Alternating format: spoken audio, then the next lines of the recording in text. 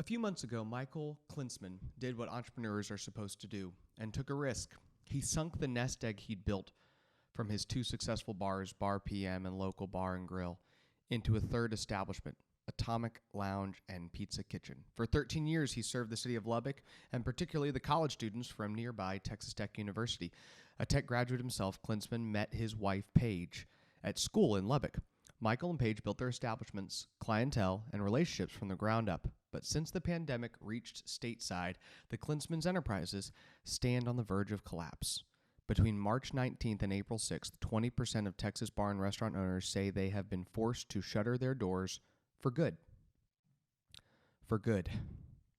Klinsmanns bars have been closed to general foot traffic since the state and localities issued emergency orders to prohibit the public from patronizing those establishments in order to curb the spread of COVID-19. In succession, the Klinsmanns bars went from 50% occupancy to 50% occupancy to closed entirely.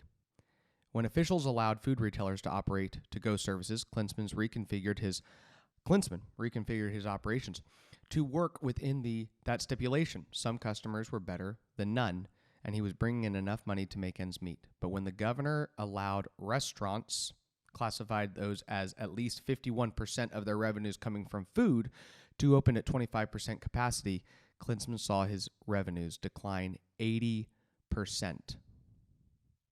Klinsmann's food to alcohol sales ratio is 35 to 65, meaning he could not open even at the limited capacity. Serving curbside pickup was no longer a viable option. With the reserve capital invested in his new bar, Klinsmann no longer had the financial cushion he did this time last year. He now worries about whether he'll be able to reopen at all once permitted. It's been terrifying and scary, Klinsmann told the Texan. Every day means more and more debt, and we constantly wonder when the hole will become too big to dig out of. Michael and Paige met coincidentally at a bar at which they had each started working on the same day. They now own the very bar together. The pair, with their business partner, Chad Elliott, employ 87 people, every one of which is now unemployed, including Klinsmann himself. For the first time since I was 16, I'm out of work. May is an especially bad time to be closed for the bar owner, as it's typically his best month due to both finals week and graduation when Red Raiders celebrate the end of a school year. May profits he added enable him to make it through the summer months when business is slower and students are often back home. The closure of the school, were he open, would still seriously inhibit his May earning potential. Students make up about 85% of his business. I'm really hoping school comes back in the fall, because if it doesn't, you can probably put a fork in us. But given all that, he is still unsure when he'll be able to bring his employees back to work. Some of his employees are college students, but others are full-time working adults. One of his cooks has far more than just unemployment on his plate. His wife is dying of cancer, and now he's effectively unable to earn a living. When you have a small business, your staff becomes like your family, Klinsmann added. This week, America's unemployment total eclipsed 36 million people. This total is nearly triple the number of unemployed in the worst year of the Great Depression, 1933, though the rate of unemployment is still lower than it was then. In March, Congress passed a relief package which boosted funding for business loans, unemployment insurance, and provided direct payments to citizens. The main aspect of the business loan section was the Paycheck Protection Program. Elliott has been able to secure PPP aid, but for him, it's effectively unusable, as 75% of the aid must go towards personnel costs. Being closed, he cannot come close to spending that threshold. Businesses across the country are experiencing the same problem. There was a bill co-authored by Chip Roy and Dean Phillips that aimed to eliminate that 75% requirement. That was a Democrat and a Republican bipartisan bill aimed to eliminate that 75% requirement.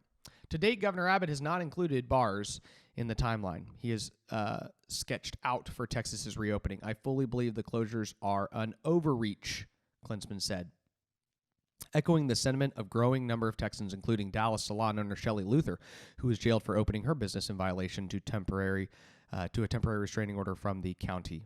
Salons, barbershops, restaurants, retail stores, and more have all been allowed to reopen in limited capacity, with gyms set to open today, but no indication when bars will be included.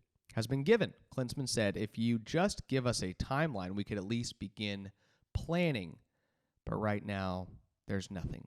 Despite the radio silence from the government, the Klinsmanns have a plan for operations whenever reopening comes. We don't want anyone to get sick, and we're going to stick to the CDC guidelines, but we haven't been given the opportunity to demonstrate that yet. There's a little bit more of this article that y'all can find at the Texan. That's about 2/3 of the article. Brad Johnson published this morning. It's the story of a small business owner who employs 87 people, feeds 87 mouths on a regular basis in the city of Lubbock. And since the governor has single-handedly decided that Michael Klinsmann is not allowed to engage in business, it keeps him from operating. And it's interesting when you really dig in, and this is why the heavy hand of government is not what should decide whether these businesses operate. This guy cannot even do curbside pickup because 65% of his income comes from the sale of alcohol. So because of that, he's not a restaurant, he's a bar, and he cannot do curbside pickup. Even if people wanted to come get his pizza or the food that he sells in his bar, at least he was doing that. But now it looks as though he can't, and there is no direction.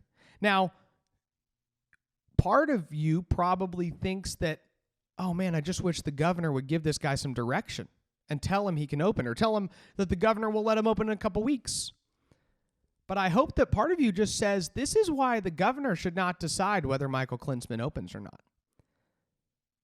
Because no single person, the reason we don't approve of a king is because no single person can even calculate the impact that his supreme decisions are having on any individual. Governor Abbott does not know the person that works for Michael Klinsmann, who would be working full-time, whose wife has cancer. He doesn't know him. He can't have empathy for him. Michael Klinsmann does, which is why Michael could make the decision on whether or not he should open. And he should make the decision on how safe to be. And individual Texans in Lubbock could make the decision on whether they wanted to go into that bar or not. They could walk in and say, I don't like this. I'm not sure this is clean enough for me. They could walk in and say, everyone's distanced to the level I feel comfortable. That's great. They could walk in and see their friend and say, hey, I'd rather not shake your hand right now. They could walk in and say, I'd rather give you a hug. It's their decision. But our Republican governor does not believe any of those people that I just described to you are free to make any of the decisions which I just described. And that's a problem. Like I said, you can read this story. Go to the Texan.news. It's there.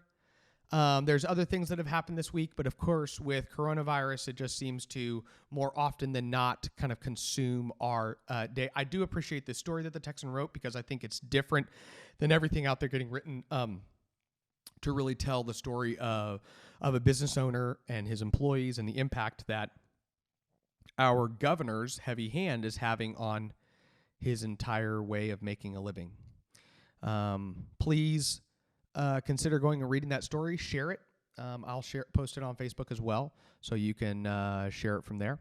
And guys, let's support our business owners. I went to one of my favorite restaurants this weekend. They opened up, and know the owners, familiar with them, and they did a great job spreading everybody out and keeping everybody safe. And everybody who was there was just having a blast. In fact, the people right next to us, I should say 6 feet away from us,